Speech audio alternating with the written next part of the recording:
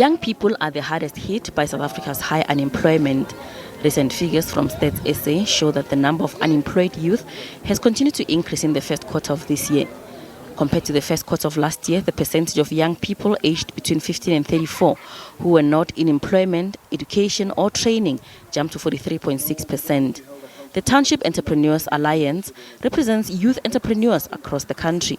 The organization says barriers to access to finance for young people have been compounded by the impact of COVID-19 pandemic. In order for me to apply for any mainstream funding or finance, I need to be what is called a formalized business, meaning that I need to register with SARS, I need to register with CIPC, and whatever is the governance or the regulator of whatever industry I'm in.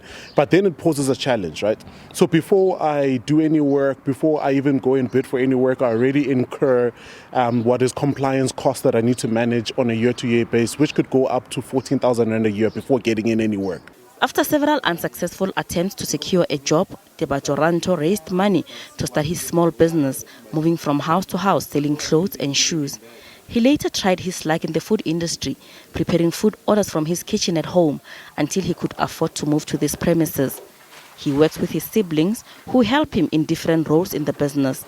At just 26, Ranto dreams of expanding and taking his business to different townships across South Africa. I can make it alone without funding, because if you focus on funding too much, you can no progress. You understand? When I go up until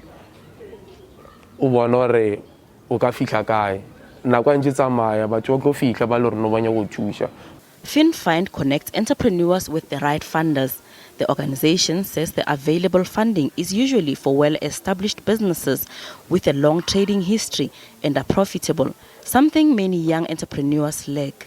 The business is too early stage, the owner doesn't have a credit score or doesn't have a good credit score, or they don't have good financial record keeping. Those are generally the challenges that you'd find businesses owned by youth often struggle with.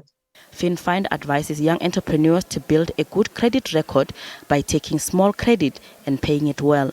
Young entrepreneurs can also learn to keep good business records, use informal borrowing channels like family to grow their business, and build a good track record before borrowing in the formal sector. Lourdes Sefakomusi, SABC News, Johannesburg.